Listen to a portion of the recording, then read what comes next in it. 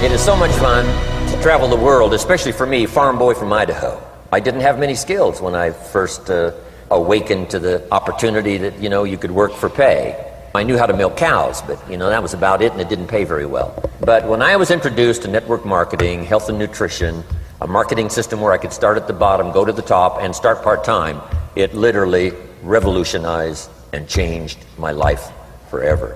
I've never been the same. And a big share of my story now is sharing with people around the world this extraordinary opportunity. And then along with it, the philosophy that makes it work. Because you can have every technique in the world and the best product in the world, and you can have the finest support system in the world, but unless you have the philosophy that drives you to do the necessary things to make it work, then nothing works. So I like to talk about all the things that made it work for me and see if that might not be valuable for someone else. So I want you to take some good notes. If you're ready to take notes, say, I'm ready. Ready. I like this crowd already. Treat me well, I might take you with me as my traveling audience. Now here's the next key on being prepared for the next century, and that is your personal philosophy. At age 25, the things that so dramatically changed my life was, number one, the discovery of a unique product that I could believe in. My mother taught nutrition, and she taught good health, so I was the beneficiary of that. It came from my grandmother, my grandfather, passed it on to my mother. She taught it, passed it on to me. My father never had a major illness, lived to be 93. My mother extended her life, according to the doctor, at least 20 years. She should have died at least 20 years earlier than she did, simply because she stretched out those years by the study of good nutrition. I was an only child, and Mama studied and, mixed up all that stuff back then. She'd say, hey, me and Papa and her, she said, drink this stuff. If it don't kill us, I think it'll help, and we're gagging down this stuff. And Mama taught all of that, but the payoff was so incredible. I passed it on to my two daughters. They've never been ill. They passed it on to their children, my grandchildren. They haven't been ill. I mean, the study of good nutrition, paying attention, and being involved in the industry you're in, it's one of the best. So, that's so important. Your personal philosophy, what you believe in, that's going to carry you into the next century. Let me give you now some of the early philosophies that changed my life forever. I heard one of them in my introduction. Some of these philosophies have lived with me now all of these years. I've passed them on, and people have come back around saying, Mr. Rohn, 10 years ago, 20 years ago, 30 years ago, 35 years ago, I sat in your class and sat in your seminar, and those early things that you taught, I've practiced it and I'm doing it. A man not long ago showed me notes he took 23 years ago. And then he had me sign those notes. He said, I've used these notes to develop my life, my personal life, and my business life. And when he took those notes, he said, I was 18 years old. So, it's incredible. I'm so thankful for all these years. But now I want to pass it along to you. Some of the philosophies that changed my life forever. Okay? If you're ready, say I'm ready. Ready. Here's the first one. Profits are better than wages. Once I understood that, I got rich. Profits are better than wages. Nobody taught me that in high school. I went to college for a year and a half, and I never heard it. I'm 25 and broke. I'm not destitute. I'm broke. Too much month at the end of the money is broke. And I finally hear this philosophy. Profits are better than wages. Now here's the phrase that goes with it. Wages make you a living, which is fine. Profits make you a fortune, which is super fine. And you can live both fine and super fine. You've now got the mechanism and the ways and means to do that. Profits are better than wages. Guess what? I taught this in Moscow when I was teaching capitalism. The communists had it all wrong. They taught that capitalism was, a big company that oppresses its workers. I mean, it was absolutely ridiculous. They had mentally lost it when they came up with this ridiculous philosophy. Communism taught capital belongs to the state, not the people. And we taught all these years what? Capital belongs in the hands of the people, not the state. That's why, of course, kids should pay taxes, because they can be capitalists, and all capitalists should pay taxes. And it doesn't take much to start an enterprise that makes a profit. I teach kids how to have two bicycles, one to ride and one to rent. I mean, how long does it take How long does it take to make a profit? I mean, a little ingenuity and you're on your way. So profits are better than wages. Capitalism better than communism. Communism said people are too dumb and stupid to know what to do with capital. So you must take capital away from all the dumb, stupid people and give it to the all-wise, all-knowing state. And let the state run everything. I mean, that was communism. And they devastated every country they touched. I've been to East Germany. It's taking $1 trillion just to clean up East Germany. They've already spent $500 billion. They got $500 billion more to go. I mean, every country they touched, and I've been in all of them, they devastated them all with their devastating philosophy. We teach capital belongs in the hands of the people. That's where the ingenuity is to bring goods and services to the marketplace. And I'm going to show you later the miracle of capitalism grassroots in America, which you're involved in. But once I understood this now, it was so incredible. Profits are better than wages. Now, when I first was recruited, I'm a distributor for this little product called Abunda Vita. And here's what my mentor said, Mr. Schoaf. He said, Mr. Rohn, you can start this miracle working business part-time. You don't have to go full-time, you can start part-time. And he said, if you'll devote, to start with, let's say 10, 12, 15 hours a week, where you'll start making a profit, here's what you can now say. I'm working full-time on my job and part-time on my fortune. Because profits lead to fortune. I got so excited about that philosophy. I'm working full-time on my job, but now I'm working part-time on my fortune. I found a way not only to make a living, you won't believe this, I found a way to make a fortune. Can you imagine what that's like then to get up in the morning? To go to work on your fortune? Not to go to work to pay the rent, which is okay, but a chance to go to work to make a fortune? And I said, right now I'm working part-time on my fortune and full-time on my job, but it won't be long until I'll be working full-time on my fortune. Can you imagine what life is going to be like? Now, here was my first goal when I started, and that was part-time. I wanted to equal on my profits part-time what I was earning on my full-time job. This is called the magic of part-time. It is so thrilling for people to start working the business part-time, because now you can work on profits, and it doesn't take very long. If you'll really concentrate on those 10, 12, 15 hours a week, it won't be long if you really do it right and learn some of the skills I'm going to talk about. It won't be long until you can be earning as much part-time working on your fortune as you are full-time working on your job. I did that in less than 6 months. Now I've got an incredible invitation. I found a way part-time to work on my fortune, and I'm making as much money at that as I am on my full-time job. Would you like to hear my story? It was incredible. Now here was my second goal, to make twice as much money part-time working on my fortune as I was working full-time on my job. And I reached that in less than a year. Making twice as much money part-time working on my fortune as I was full-time working on my job. Now I've got an incredible invitation that won't quit. I found a way, through a unique opportunity, to work part-time on my fortune, and I'm now earning twice as much money as I am working full-time on my job. Would you like to hear my story? Do you imagine anybody would say, no, I don't care to hear your story? No. Everybody I said that to said, wow, yes, what are you doing? I said, I'm glad you asked. Let me tell you. Now, when I started making twice as much money part-time as full-time, here's my dilemma. I didn't want to go full-time. And why not go full-time? And the reason was because I didn't want to give up my electrifying story. Right? It was so powerful, nobody could resist the invitation to at least take a look. I didn't want to give it up. And I hung on for I don't know how long until it was, almost insane.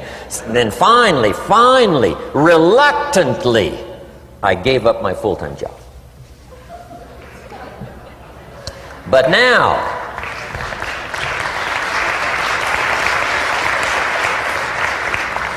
now, you can imagine the thrill and excitement of going to work full-time on my fortune. It was incredible. But I want you to jot down the magic of part-time. What does it take to really change a person's lifestyle? Not very much. An extra $1,000 a month, I'm telling you, would drastically change most American families' lifestyle. And that's why part-time is so valuable, because it very quickly changes a person's lifestyle. And here's what the change in lifestyle does. It's a great recruiting tool. One of the greatest recruiting attractions is the money you make part-time. Somebody said, "You've been on 3 vacations this year?" Says, "Yes, I got this little part-time thing going." Says, "What's that?" "You bought 2 new cars, one for you and one for her. How did you do that?" Said, "I got this little part-time thing going." Your kids have got all these new clothes? Yes. All this stuff is happening. What is it? An extra $1,000 a month. See, $1,000 a month full-time, nobody wants to hear your story. $1,000 a month part-time that starts to change your lifestyle, everybody wants to hear your story. So the key is part-time. The magic and the attraction of part-time gives you a classic invitation for somebody to listen to what you're doing that's changing your life. And it's not just necessarily the money that changes your life. It's what you do with the money. It's the change of lifestyle. So part-time helps to change lifestyle, which gives you a classic invitation to look at what you're doing. That's how I started in network marketing, age 25. Wow, these philosophies changed my life. I wish I would have learned them in high school. In high school, if they would have offered Wealth 1, Wealth 2, I'd have taken both classes. I wouldn't have waited until I was 25 and broke. Here's the next one. Philosophy that helped change my life. It's not what happens that determines your life future. It's not what happens that determines your life future. It's what you do about what happens. All of us are in like a little sailboat. And it's not the blowing of the wind that determines your destination. It's the set of the sail. So jot this phrase down. It's one of the best to understand. Kids need to understand it. The same wind blows on us all. The same wind blows on us all. The wind of disaster, the wind of opportunity, the wind of change. The wind when it's upside down, the wind when it's favorable and unfavorable. The same wind blows on us all. The economic wind, the social wind, the political wind. The same wind blows on everybody. The difference in where you arrive in 1 year, 3 years, 5 years, the difference in arrival is not the blowing of the wind, but the set of the sail. And that's what learning is all about, to set a better sail this year than last year. To set a better sail. The first 6 years of my economic life, I wound up broke. Second 6 years, I wound up rich. You say, well, the Democrats must have finally gotten power. No.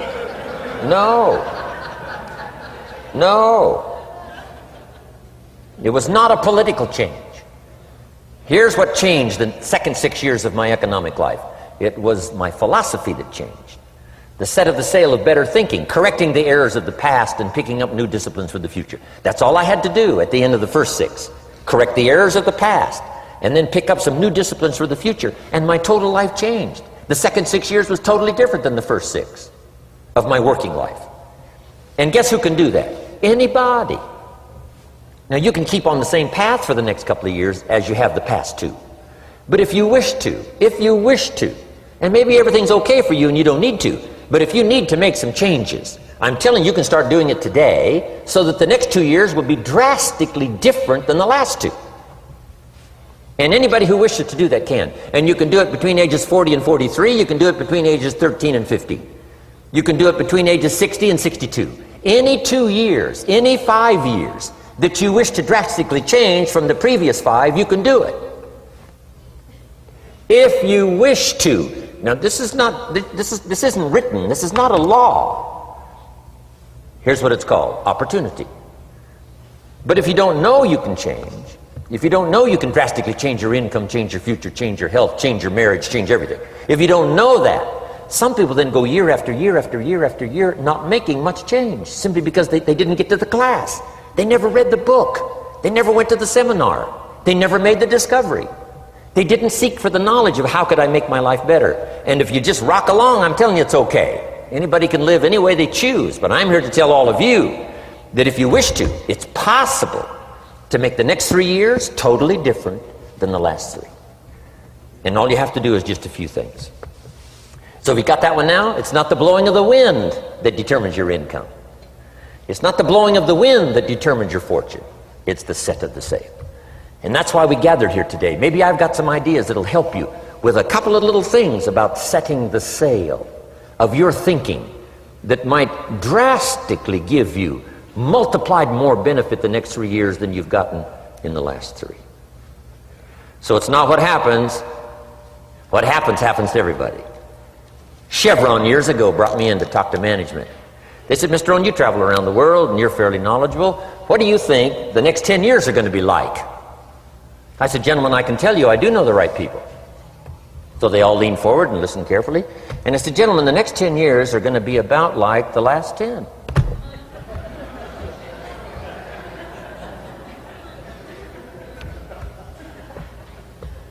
The next season after fall is, well, I promise you that's not going to change. After day comes night. I promise you that's not going to change. Here's how the last 6,000 years reads. If you want to make a note of Jim Rohn's vision of history the last 6,000 years, here's how it reads. Opportunity mixed with difficulty. And if we're around another 6,000 years, it's going to read like that looks like for the next 6,000 years.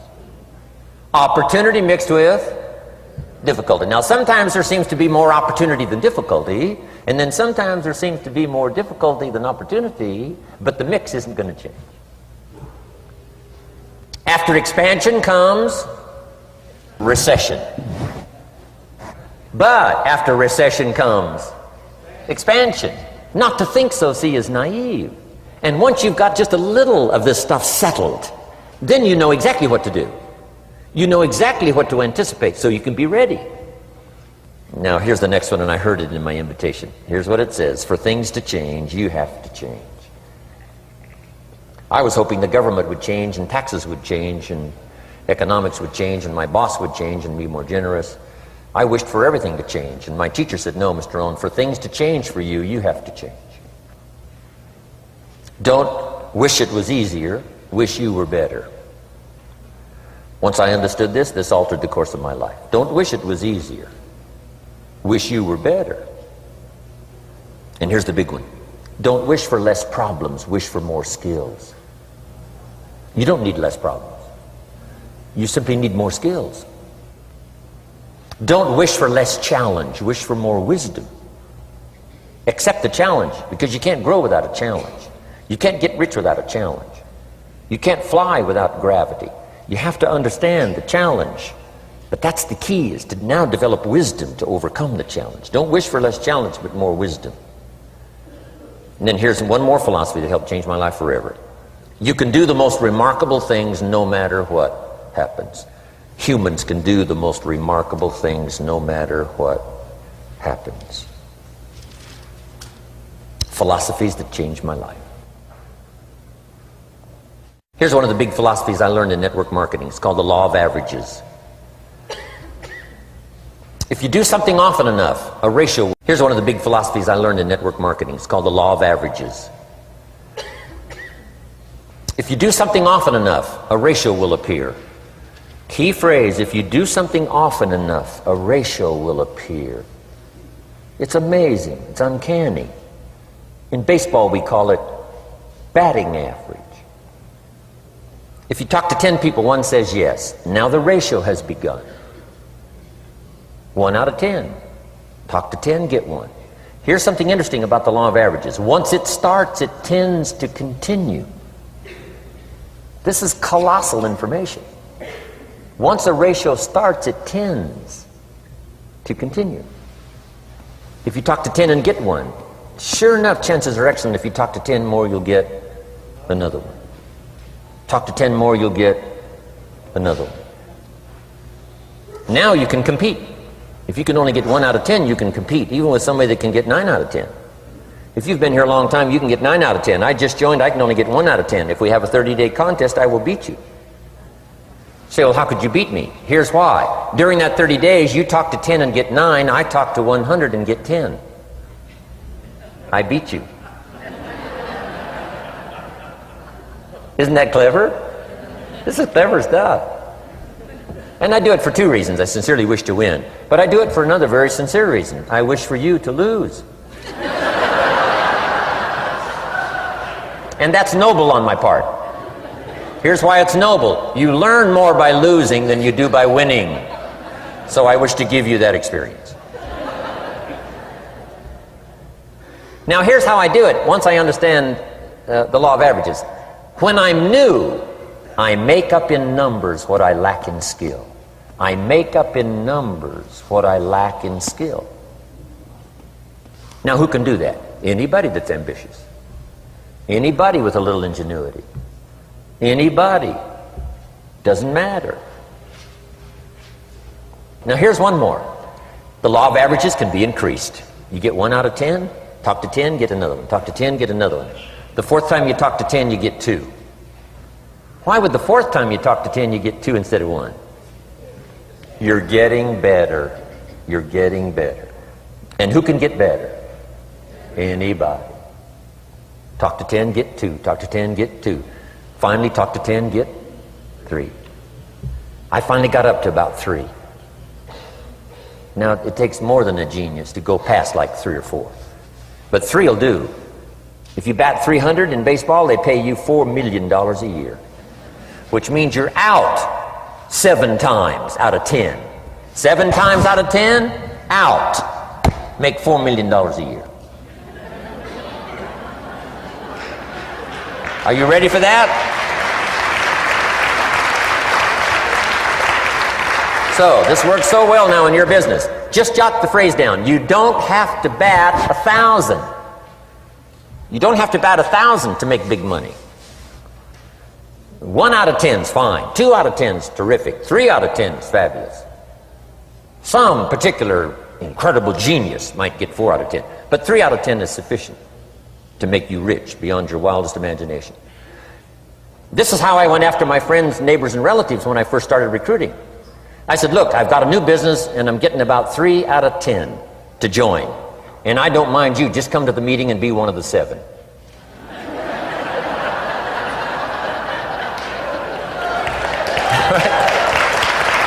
Doesn't matter. You're my friend, you'll do me a favor. And so it's not important to me that you like it. It's not important to me that you join. It's certainly not important to me that you buy. It's just important to me that you listen. One of the reasons, though, I want you to hear the story is because a year from now, if I'm doing well, I don't want you to say, how come you never picked up the phone a year ago? I never got a letter, never got a call. You call me a friend? You're making all this money, you never picked up the phone. So I don't want that to happen. So for 2 reasons, I want you to see what I'm doing. So that a year from now, if I'm doing well, I can say, you know, I gave you the opportunity. But also, just as a favor, come and be one of the 7. It doesn't matter to me if you buy or join. But I need 10 to get 3. And if you're one of the 3, wonderful. If you're not, wonderful. It doesn't. It might matter to you. It might matter to you, but it doesn't matter to me. Now, it matters to me because we're friends, but it doesn't matter in terms of my averages. So if you decide to get rich, just learn the law of averages. You're off and running. Now, here's the second law that changed my life forever in network marketing. I learned the law of sowing and reaping. And in the law of sowing and reaping is also the story of the law of averages. Jot this down. The story of the sower comes from the Bible. I'm an amateur on the Bible, but this is such a useful story. Here's what the story says. And take the notes because the drama's in the details.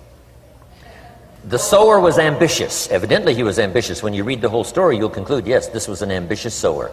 Here was number 2. He had excellent seed. The sower who sowed the seed had excellent seed. And the excellent seed can be an excellent opportunity, an excellent product, an excellent story. So we've got an ambitious sower with excellent seed. But now here's the rest of the details of the story. for your information, for the drama of your life, so you can understand things better. Learning some of this is how I got rich by age 31. Okay. Number one, it says the sower goes out to sow the seed, but the first part of the seed falls by the wayside and the birds get it. So jot this down. The birds are going to get some of the seed. The birds are going to get some of the seed. Now you say, well, Mr. Rohn, what does that mean? Well, I invite John to come to a meeting. He said he'd be there Tuesday night. Tuesday night I show up, John isn't there. I say, John, I wonder why John didn't make it. Now I know the answer. The birds. The birds. John had this great idea of coming to the meeting to look at an opportunity, and somebody stole it and said, you're not going to go see network marketing. And he says, well, maybe not. So have you jotted that down now? The birds are going to get some. Now when the birds get some, you've got two options. Number one is to chase birds. And say, well, let me get a hold of the person that talked him out of coming to the meeting. I'll tear him a new page. But I wouldn't do this. Here's what happens if you go chasing birds. You leave the field. If you go chasing birds now, you leave the field, which is going to distract from your future, not add. So you can't chase birds and try to straighten this stuff out. Here's what it is. It's just one of those things. And here's the best comment when things are a little disappointing. Isn't that interesting? You just have to say, I thought sure he would be there. He promised me. He promised me. But I know it was the birds. And you just have to say, isn't that interesting? Now, here's the rest of the story. It says, the sower kept on sowing. See, that was the secret to his success. He kept on sowing. And if you keep sowing, you can sow more than the birds can get because there aren't enough birds. If you keep sowing, there are some birds, but there's not enough. Because the law of averages will work for you. My mentor taught me, he said, you know, Mr. Rohn, there's only 9 or 10 real nasty, miserable people in the whole world. Now he says they move around a lot, you know, and you're liable to... You'll bump into one once in a while. But when you bump into one, you say, there's only 9 more like you. I can handle that in the whole world. Okay. Now here's what else it says. The sower now keeps sowing the seed. Now the seed falls, the story says, on rocky ground where the soil is shallow. And the rocky ground where the soil is shallow is not of your making. Because you had excellent seed and you were an ambitious sower. So the rocky ground where the soil is shallow is not of your making. But here's what it says what happened. This time, the little seed that falls in the ground starts to grow. And the little plant starts to grow. But the first hot day, it withers and dies. It dies. Not an easy thing to watch. I finally get John started. Sure enough, 3 or 4 days later, somebody says, boo! And he goes,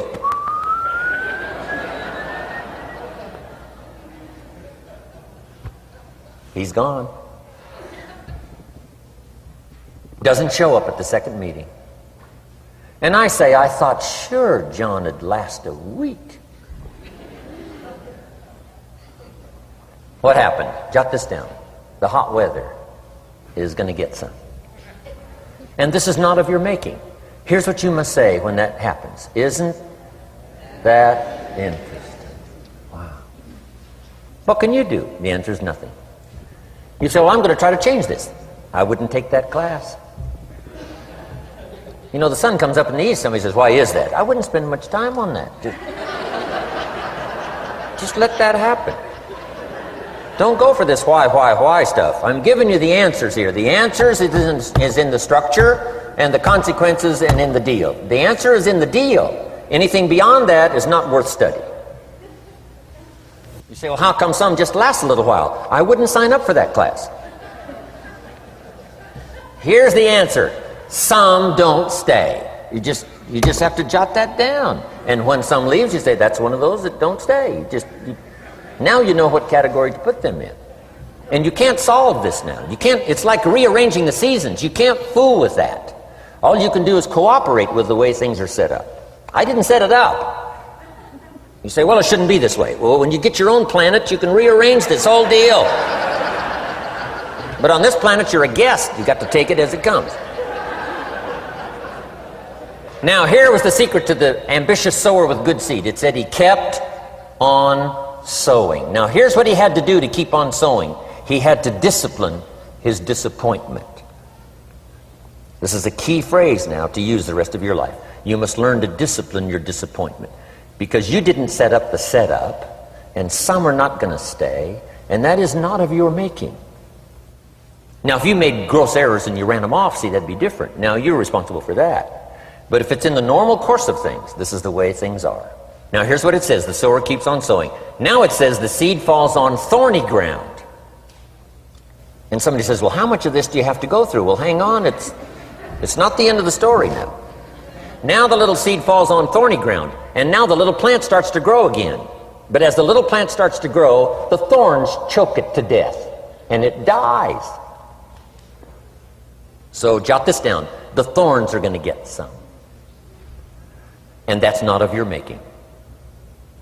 And what are these thorns? The story even called these little thorns, little cares, little distractions, little somethings. Who knows what all they are?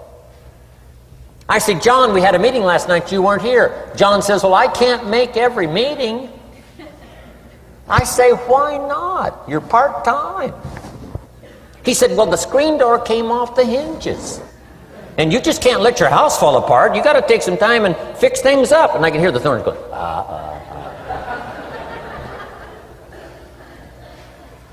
He says some extra trash had piled up in the garage. You can't let mountains of trash take over. You got to keep your trash hauled out. People who let little things cheat them out of big opportunities. People who let little things cheat them out of big opportunities. And you feel almost helpless. What could I do about that? And that's nothing. And you say, well, why is this? I'm asking you not to sign up for that class. Don't sign up for these why is this class. It's just the way it is. Like winter following fall and spring following winter. So if you got that, the thorns are going to get some. But now here's the good news. Let's read the rest of the story now quickly. The sower now what? Keeps on sowing the seed. Keeps on sharing the story. Keeps on giving an invitation. Yes, the invitation can be more powerful for me as it was 1 year later than it was the first month. Because now I'm saying I'm making twice as much money part-time as I'm making on my full-time job. Yes, the story can be more powerful, but the law of average is still going to work. But now here's what the story said. Finally, the seed falls on good ground. Finally, the seed falls on good ground. Now put this in parentheses. It always will. If you keep sowing. If you share a good idea long enough, it will fall on good people. But now here's the rest of that story. Some of the good ground did 30%. And some of the good ground did 60%. And some of the good ground did 100%. You say, well, why the difference in numbers? I wouldn't sign up for that class. Go on. Have I said that often enough now?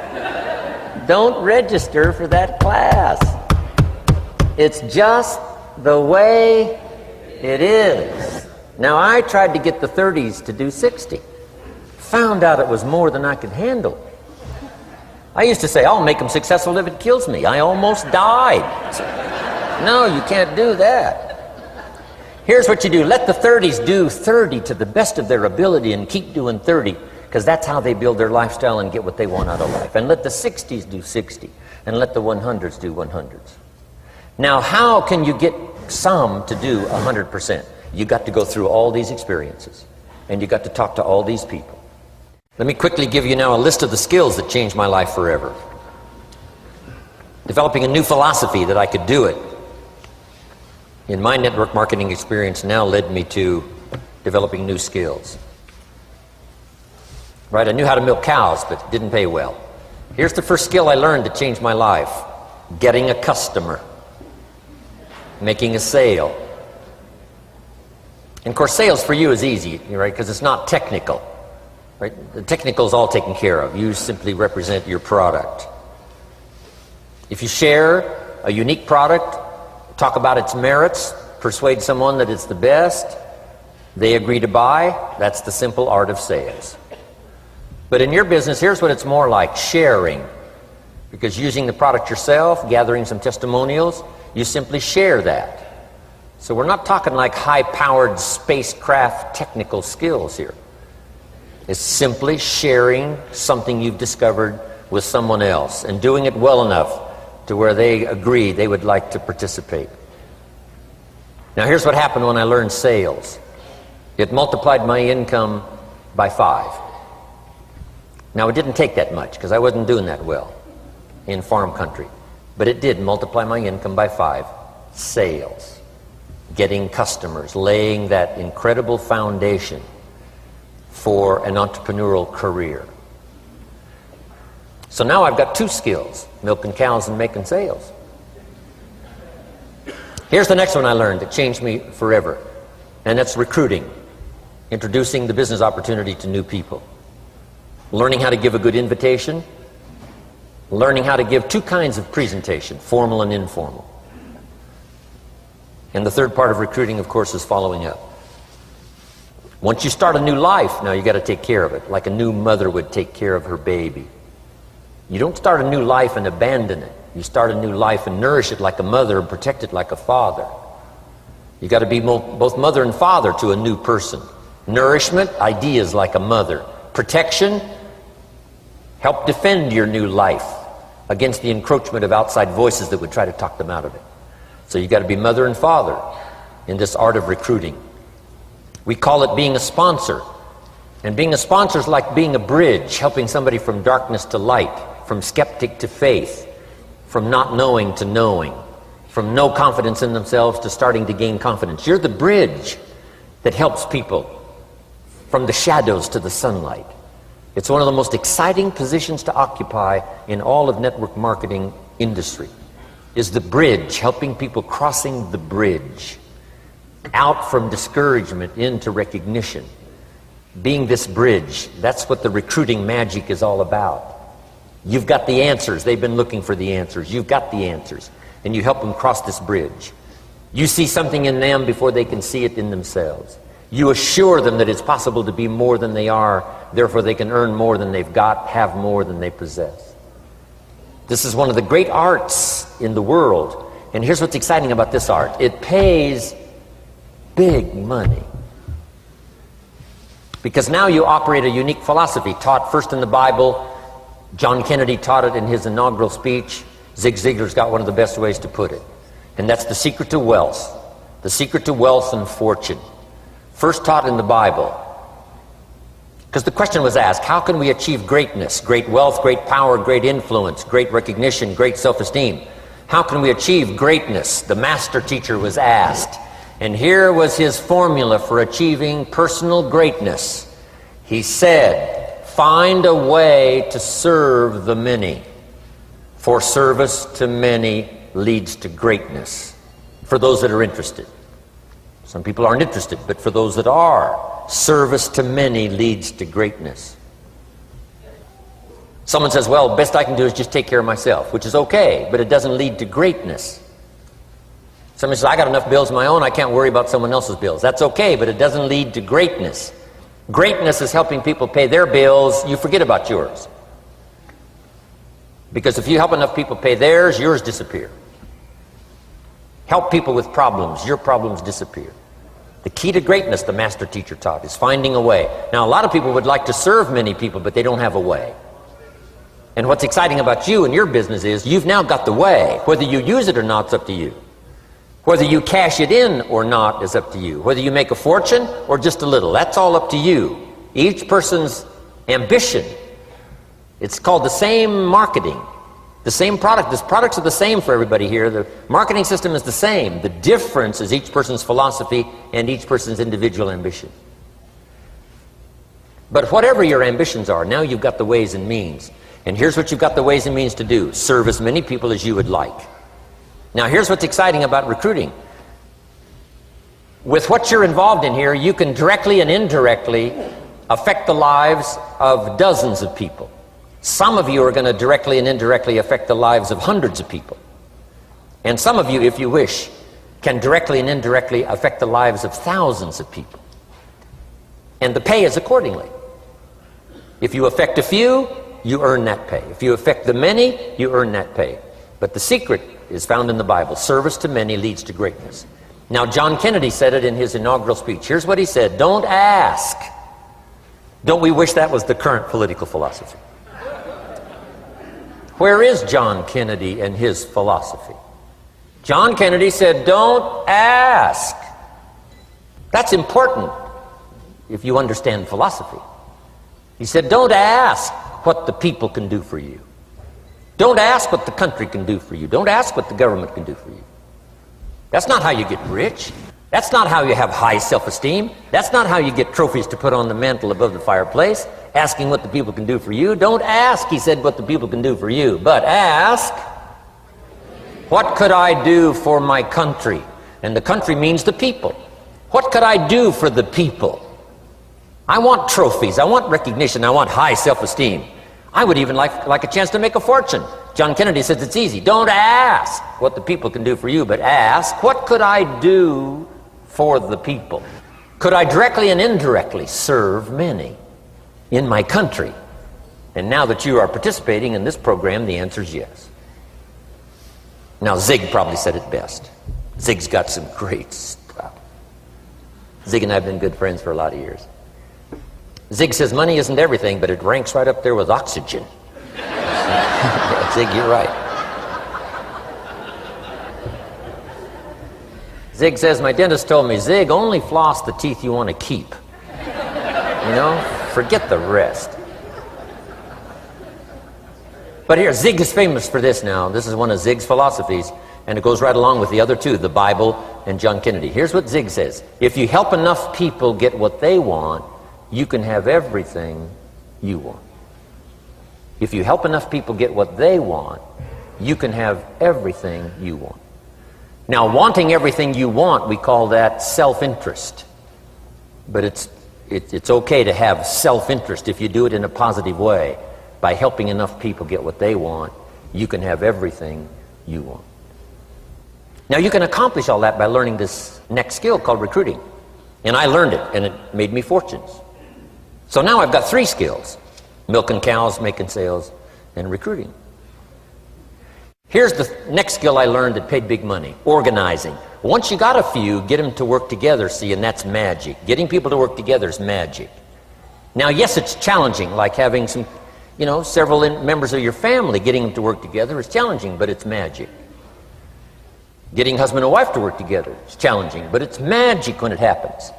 But everything magic is challenging. Just got to jot that down. Everything magic is challenging. But once you figure out the challenge and go for it, then the magic occurs. Let me tell you how magical people working together is. Let me quote the Bible again. It says, if 2 or 3 agree on a common purpose, nothing is impossible. Just try that on for your mental size. If 2 or 3 agree on a common purpose, nothing's impossible. Everybody's looking for a challenge. Here's what I teach, especially the kids. Here's the best challenge in the world. Let's go do it. Not you go do it. Let's go do it. If 2 or 3 of us decide on a common purpose to do it, nothing's impossible. Incredible. Working together, organizing. Now, when everybody's an independent, now it's a little more challenging. Like having kids, they've each got their own opinions. They've each got their own ambitions and desires. It's challenging. You've got a variety. But that's what makes life, the variety. And it is, in your business, it is challenging, getting people to work together. It's like herding cats. You know, sheep are easy, but you got to try cats, herding cats. But if you can possibly get it done, the power is so immense when you get people to work together. Here's one of the powers of working together: shared testimonials. If I've got somebody new and you're there and I'm there, I give them my testimonial, you give your testimonial. Maybe what tips the scales in getting me a new person is not my testimonial, but my partner's testimonial. Somebody I'm working with, their testimonial got them.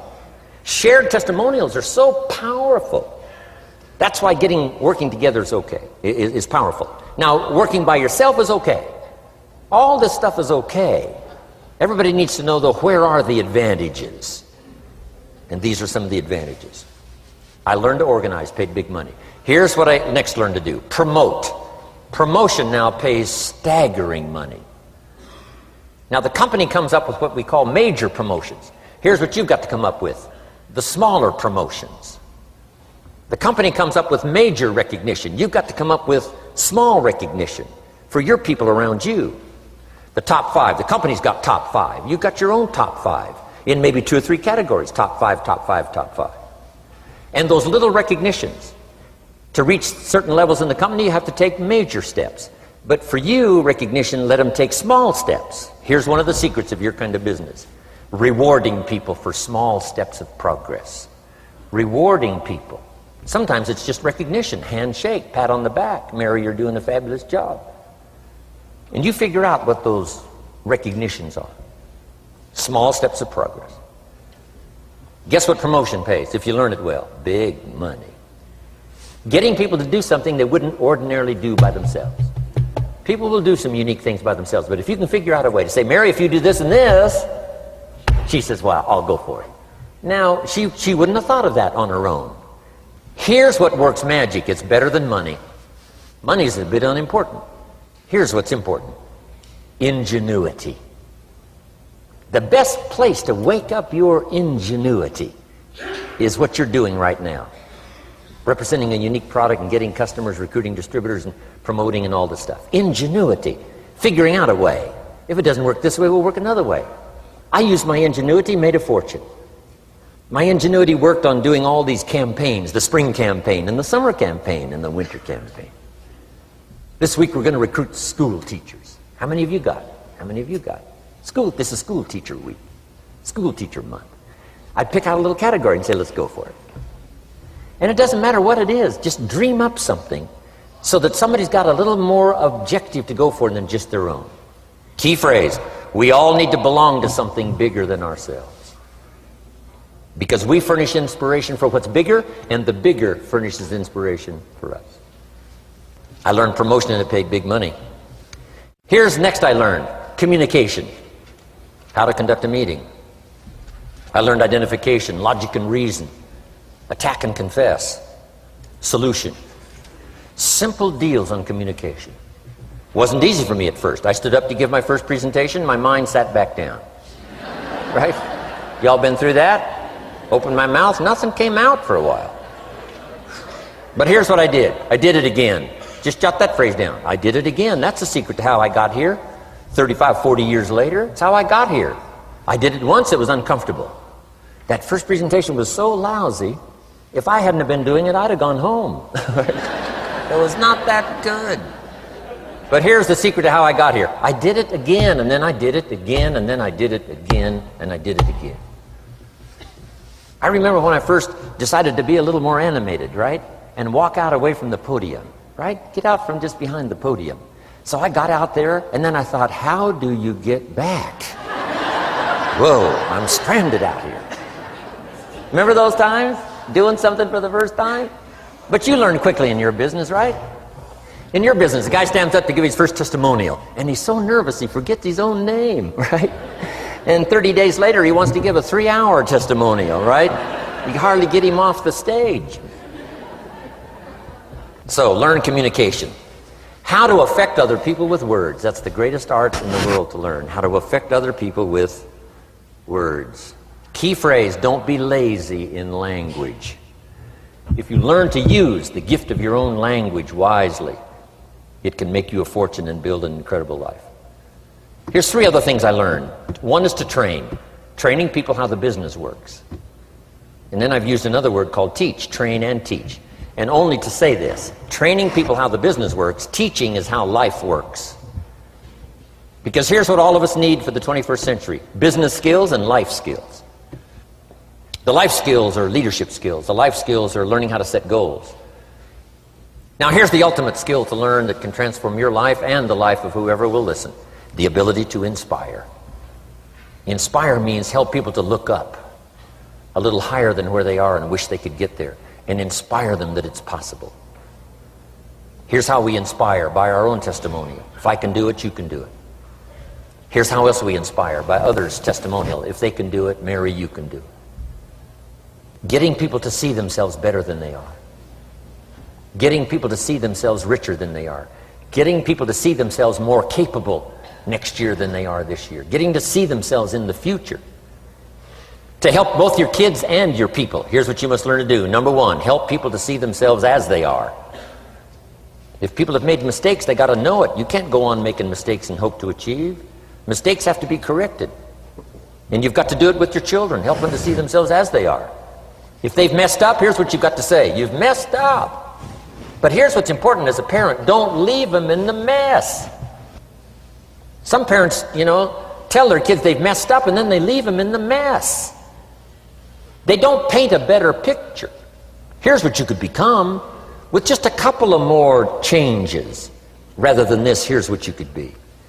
So we must help our children see themselves as they are, but here's the greatest gift. To help our children see themselves better than they are. To transport them not only past to see their mistakes, but transport them to the future to see their opportunity. To see the person they can become. My mentor had that greatest gift to help me to see myself better than I was. At first it was difficult to see. Then I started to believe, and that's how I got here today. He said, one of these days, Mr. Rohn, you'll walk into a room full of people, and you will hear some of them say, that's him, that's the famous man. I said, well, that could never happen to me. He said, trust me. If you keep working hard on the disciplines like you're doing right now, that'll happen. You'll walk into a room full of people, and you'll hear one say, that's him, that's the famous man. He saw it, and he tried to get me to see it. And now finally it's happened. I think when I walked in here today, I think I heard someone say, that's him, that's the famous man. It happened for me.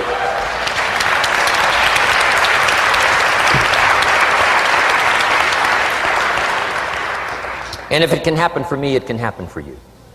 Just master these skills to inspire. Here's what else I learned, the skills of building an organization. Learn to work with the people who deserve it, not the people who need it. You must be like life itself. Respond to deserve, not to need. It doesn't say if you need, you will have a harvest. It doesn't say if you need a harvest, you'll have a harvest. It's not what it says. It says if you plant, chances are good you'll have a harvest. If you plant, you will reap. Not if you need, you will reap. So we must be like life itself. Respond to the people who deserve it by planting, by taking the first step. Even God himself says, if you move toward me, I'll move toward you. That's the condition. You move toward me, I'll move toward you, says the Almighty. Now he could also say, you don't move, I don't move.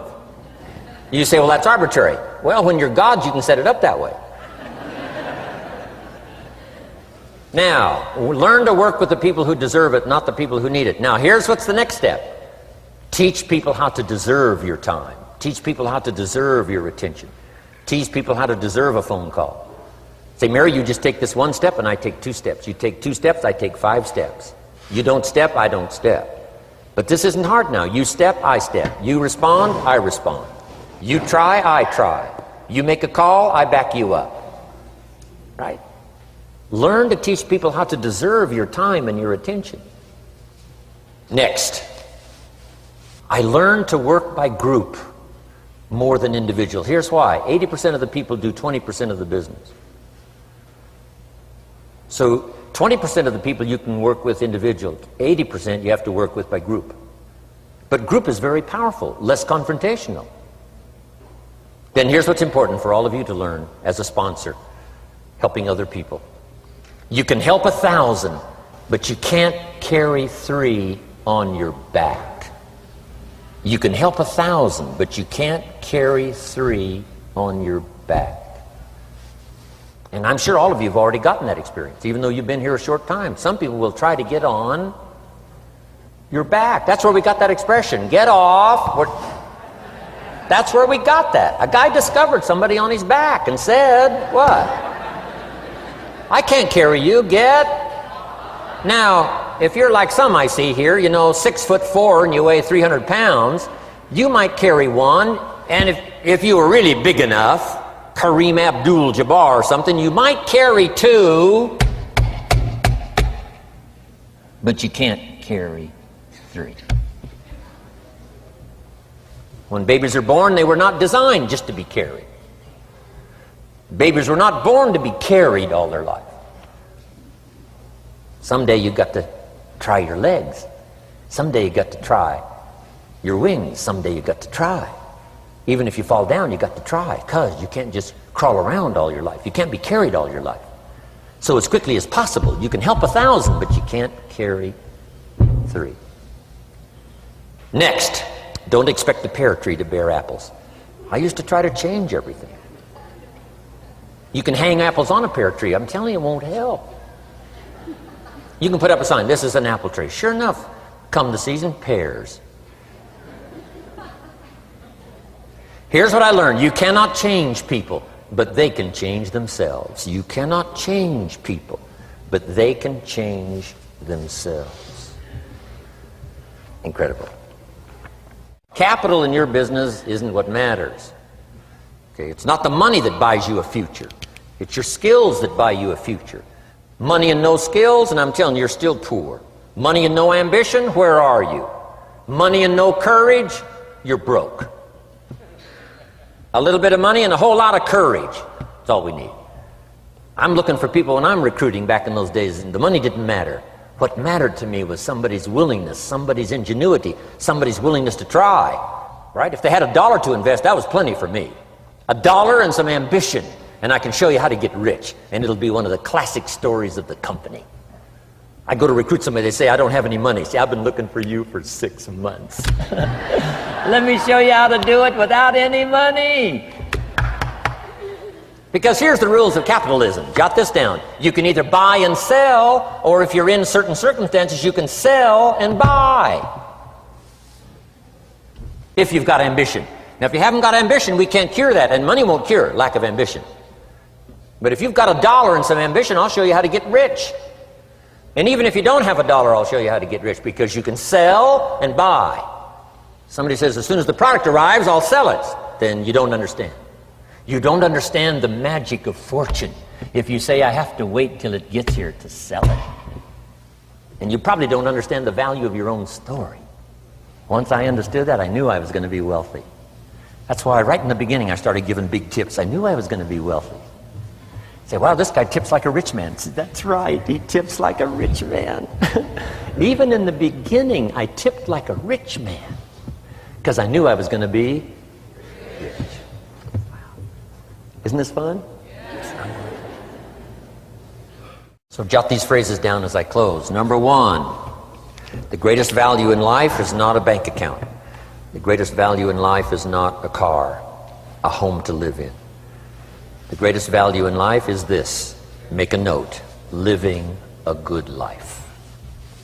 In the midst of all of our achieving and recruiting and building and growing, helping other people, being a part of society and the country and the world, being all of this stuff, here's what you must figure out all of your life: how to continually live a good life. So let me give you my short list. I'll cover the long list the next time I see you. Here's the short list on a good life. Number 1, productivity. If you don't produce, you won't be happy. Here's number 2, good friends. The greatest support system in the world is good friends. You got to work on that. Don't be careless here. Friends are those wonderful people who know all about you and still like you. Here's next, spirituality. I'm not asking you to be a believer. I am a believer that humans are more than an advanced form of the animal kingdom. I'm a believer that we're a special creation. I don't ask you to be a believer, but here's what I do ask. If you are a believer, here's what you must do. Study, practice, and teach. Whatever's valuable to you, study, practice, and teach. Repeat it after me now. Again. Study, practice, and teach. Here's why. It builds the foundation that builds the country, that builds the nation, that helps us to compete among the nations of the world in the 21st century. And this is one of those subjects: to study, practice and teach. Next, my parents taught, don't miss anything. Don't miss the game. Don't miss the performance. Don't miss the show, the movie. Don't miss the words. We're all inspired by the words. Elton John says she lived her life like a candle in the wind, never knowing who to cling to when the rain set in. You can't miss those lyrics. You can't miss the music. You can't miss the songs that nourish the soul. You can't describe how brief and fragile life is much better than that. George Harrison, one of the Beatles, sings, "If not for you, the winter would hold no spring. Couldn't hear a robin sing. I just wouldn't have a clue if not for you." Wow. You got to remember the words.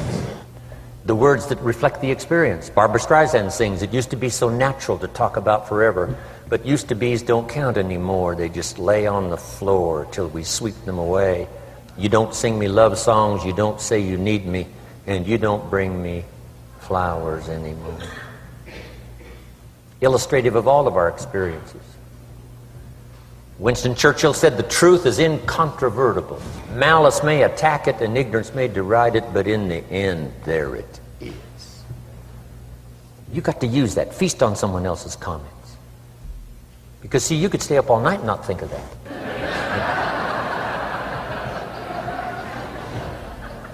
I'm asking you to do your research. I'm asking you, don't miss anything. Don't miss the play. When my father was 93, just before he died, if you would have called him at 10:30, 11 o'clock at night, he wouldn't be home. He's at the rodeo. And he's watching the kids play softball. He's at church. He's watching the concert somewhere. Every night. My parents taught me that. Don't miss anything.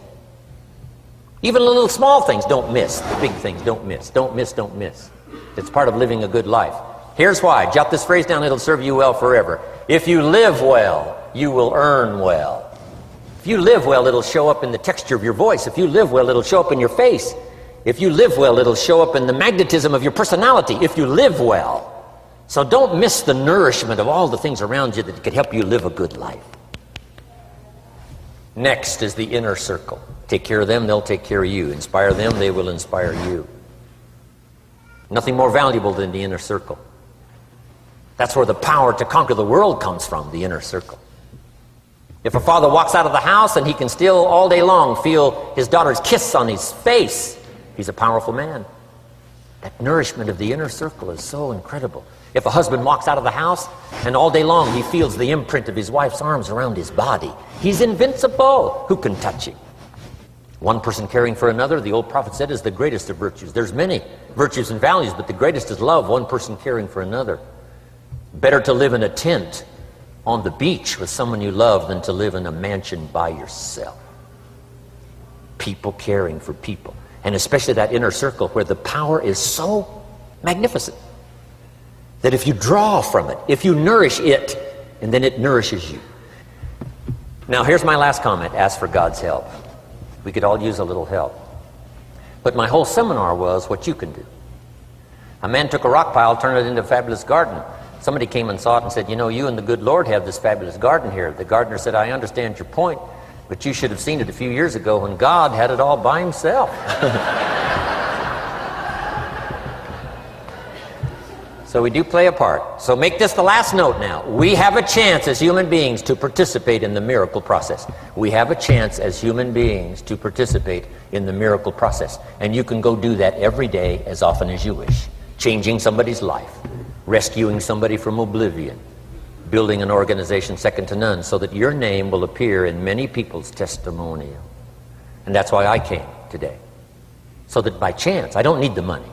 It's not why I'm here. I take the money, but I don't need the money. But here's why I'm here. By chance, perhaps, if I've come along at the right time, I don't know what time this is for you, but if I've come along at the right time, just maybe, a week from now, a month from now, a year from now, 5 years from now, you might say, Jim Rohn came by and gave us a little piece of information. That started me down the road. Here's what's happened to me. And my name might appear in your testimonial. Now here's the drama as we finish. How many of you have my name in your notes? Here's the part of the drama then. I go with you.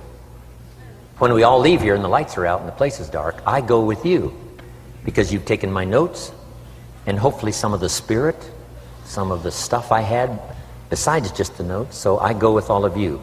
But here's the big drama. All of you go with me. See, that's so unbelievable. So as I leave here, I promise not to leave you behind. I will take you with me in my thoughts and in my heart. God bless.